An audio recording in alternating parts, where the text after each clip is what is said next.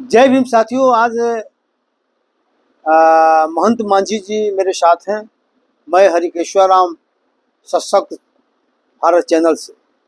तो आज हम लोग कुछ चीज़ों पर डिस्कशन करेंगे कि भाई दलितों की स्थिति आज खराब बहुत है। तो आज की परिस्थिति में हमें क्या करना चाहिए और क्या उपाय मान लीजिए कि हो सकते हैं हमारे लिए।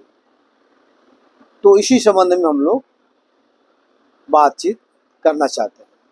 तो महंत जी, आपसे ही हम पूछना चाहते हैं कि ये बताइए कि आप आज की तारीख में दलितों की सबसे बड़ी समस्या क्या मानते हैं? वर्तमान जो समय चल रहा है ये तो दलितों के लिए, इसके आने वाली पीढ़ियों के लिए इसका भविष्य उज्जवल नहीं दिखाई दे रहा है। अभी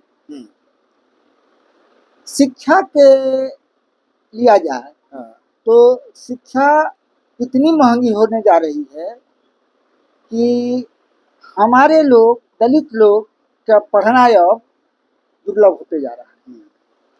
जहाँ तक आज की परिस्थिति में बैंकों से लोन लेना और अपने नया सेटअप खड़ा करना, इस सब की बात है। तो देखिए, अदानी अमानी वगैरह जो लोग हैं अपना पैसा जो रखते हैं विदेश में, उनका अकाउंट विदेश में है, कर्जा लेते हैं यहाँ हिंदुस्तान से, बैंक से रिजर्व बैंक से। तो जहाँ तक हमारी सोच है वो ये है कि दलितों को भी अपना आर्थिक रूप से मजबूत होने के लिए बैंकिंग सेक्टर में आना चाहिए। क्या इस तरह का कहीं सोच है? तो मैं आपको बताऊं कि है। एजुकेशन के विषय में भी अपनी यूनिवर्सिटी होनी चाहिए। तो शायद मैं समझता हूँ कि सभी लोगों को ये पता है कि नहीं, डॉक्टर भीमराव अंबेडकर के परपोते राजरत्ना जी, राजरत्न अम्बेडकर हैं। हाँ, राजरत्न अम्बेडकर हैं। हाँ। तो उन्होंने जो प्रयास किया है, तो इंटरनेशनल यूनिवर्सिटीज के लिए 6500 एकड़ जमीन का प्रबंध किया है और उसमें 14 यूनिवर्सिटी जो है इंटरनेशनल अपना ये खोलने के लिए स्वीकृति एक ही जगह, हाँ, एक जगह, ये इंडिया में, अच्छा, इंडिया में दे दी, जिसमें हमारे लोगों को भविष्य नजर आ रहा है। इसका मतलब मान लें कि हो गया कि ठीक है, देखिए अभी तक जो भी शेड्यूल कास्ट और शेड्यूल ट्राइब्स का जो भी विकास हुआ है, तो उसका विकास का मुख्य वजह हुआ है कि सरकारी स्तर पर कंसेशन पढ़ाई में मिला, फ्री एजुकेशन एक तरह से मान लें कि मिला और उसमें कंसेशन मिला। उसके बाद नौकरी वगैरह में मान लीजिए कि रिजर्वेशन मिला, जिसके कारण ये सब मान लीजिए कि हो पाया। और आज के तारीख में सब कुछ होते हुए भी संवैधानिक प्रावधान भी है, तो सबसे स्थिति देख रहे हैं कि 2.5 लाख तक जिसका वार्षिक इनकम जिस आदमी का है शेड्यूल का, तो उनके बच्चों को स्टाइपेंड नहीं मिलता, नहीं मिल रहा है। और 8 लाख जिनका मान लीजिए 8 लाख तक जिसका इनकम है, उनके बच्चों को नौकरी मिल रहा है। अभी देखिए, इनको शिक्षा में स्कॉलरशिप नहीं मिल रहा है और 8 लाख लोगों को करीब मानते उसको नौकरी मिल रही है। तो ये बड़ा गड़बड़ स्थिति है। लेकिन आपने सही कहा कि अब तो धीरे धीरे आपके खिलाफ सभी लोग होते जा रहे हैं। पहले आपके प्रति एक सिंपैथी लोगों को था कि भाई शेड्यूल कास्ट के लोग हैं, शेड्यूल ट्राइब्स के लोग हैं, तो इन लोगों को हम लोग को मदद करना चाहिए, ये एक तरह की बात थी। लेकिन अब जो है कंपटीशन की भावना मालिक लोग सोचते कि ये हमसे आगे कैसे जाएगा, तो अब आपको रोकने के लिए ताकत लग रहा है। इसीलिए जितना आप देखेंगे, हम लोगों ने देखा है, नौकरी में भी हमने देखा है, जब पटना यूनिवर्सिटी में ही इंजीनियरिंग में लोग एडमिशन हो पाता था, दूसर जगह SC ST का एडमिशन नहीं हो पाता था। इसलिए ऐसा क्राइटेरिया रखे हुए था कि वहाँ एडमिशन होना मुश्किल था। और पटना इंजीनियरिंग कॉलेज में, बिहार कॉलेज ऑफ इंजीनियरिंग में पूरा एडमिशन हो जाता था। तो वहाँ भी साजिश किया जाने लगा। हम लोगों को जब ताकत देखा और देखा कि ये लोग तो आगे बढ़ रहे हैं, लड़ रहे हैं, संघर्ष कर रहे हैं, अधिकार के लिए लड़ने वाले अब हो गए हैं, तो उन्होंने कहा कि पटना यूनिवर्सिटी का जो 50% कोटा था, जिसके उस कोटा में शेड्यूल कास्ट शेड्यूल ट्राइब के लोग आ जाते थे मार्क्स के आधार पर, बाहर भी नहीं हो पाता था, यहाँ सीट टोटल जो कंपटीशन से नहीं आ पाता था वो भी भर जाता था, तो उसको बंद कराया गया वहाँ। वो जो अपर कास्ट के लोग थे और जो बैकवर्ड क्लास में भी दमंग थे, कुर्मी माले कुछ में लोग थे, उन्होंने वहाँ उस फैसिलिटी को बंद कराने के लिए एक्ट बनवा दिया। हम लोग लाख विरोध करते रह गए, लेकिन खैर धीरे धीरे मान लो अभी मान आप देखिएगा, अभी नीतीश कुमार मालिक साहब आए तो स्कॉलरशिप बंद हो गया। उसके बाद जो अपना जो राशि निकलता है तो स्कूल में नहीं खर्च करके, विद्यालय में नहीं खर्च करके, शिक्षा पर नहीं खर्च करके उस राशि को डिवाइड करके दूसरी जगह दे दिया गया, तीसरी जगह चला गया।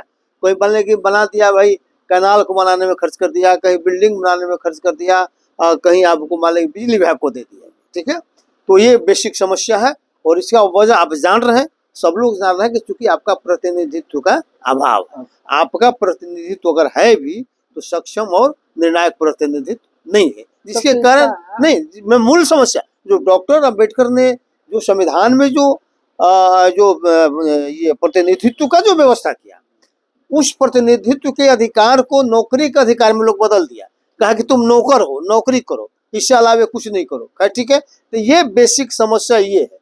दूसरी तरफ आपने जो बताया कि अब अपने पैरों पर लोगों को खड़ा करना होगा, अब सरकार के भरोसे ही नहीं रहना होगा। सरकार से लड़ाई अलग चीज है, हम लड़ते रहेंगे, सरकार को याद दिलाते रहेंगे कि तुम्हारा नैतिक दायित्व क्या है और हमारा संवैधानिक अधिकार क्या है, बराबरी पर लाने का है, लेकिन अपने स्तर से भी काम करना होगा। जिसे आपने बताया राज रत्न अम्बेडकर के बारे में, हमने भी सुना है उन्होंने बैंकिंग सिस्टम स्थापित करने के लिए जो है ना, और यूनिवर्सिटी स्थापित करने के लिए प्रयास किया। अब कितना सफल है नहीं सफल है वो तो आने वाला भविष्य बताएगा, लेकिन हम लोगों को भी यहाँ पर निश्चित रूप से कम बैंकिंग, दलित बैंक की स्थापना करने के बारे में सोचना होगा।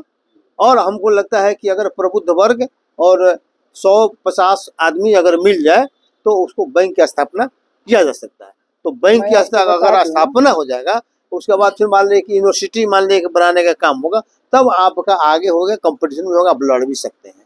तो इसमें मैं आपको सूचना देना चाहूंगा कि 2 महीना के अंदर में आपको बैंकिंग सिस्टम आ जाएगा बिहार में भी। अच्छा, हर एक स्टेट में हाँ बैंकिंग आ रहा है। अच्छा, और आप, हाँ, हम या जितने लोग हैं, हाँ, कम से कम 2500 रुपया अपने उसके लिए हाँ, अपने पास रखे हमेशा, कि उसको हम लोग उसमें जमा करेंगे। वो आपका डोनेशन नहीं होगा, आपका शेयर होगा। अच्छा, आपका उस शेयर होगा, उसमें जितना आप 2500 रुपया जाए आदमी के नाम, मतलब ऐसा नहीं हुआ कि हमने पैसा दिया उसका खर्च किया, हमको इंटरेस्ट है, वो नहीं, मेरा शेयर होगा, लाभ होगा तो लाभ में, हानि होगा तो हानि होगा। ठीक है। अच्छा, आपको ये जान करके की होगा कि ये जो है ये किसके अंतर्गत हो रहा है। तो ये हो रहा है कि अंतर्राष्ट्रीय बुद्ध सोसाइटी जो है, जिसके यहाँ इंडिया में वो राज रत्ना जी चला रहे हैं यहाँ पर इंटरनेशनल एजुकेटर, वो होने जा रहा है। वहाँ मान्यता उससे मिलेगी। अच्छा, और ये लेकिन यहाँ पर जो प्रोसेस में है ना, यहाँ भी जो बैंक खुलेगा उसको तो आरबीआई से मान लेके मिलेगा ना, नहीं, इंडिया से एफिलिएटेड होगा। एफिलिएटेड तो आरबीआई से होगा, हाँ, वो देगा। हाँ, लेकिन वो जो है प्रक्रिया में है, 2 महीना के अंदर में वो लास्ट स्टेज में है।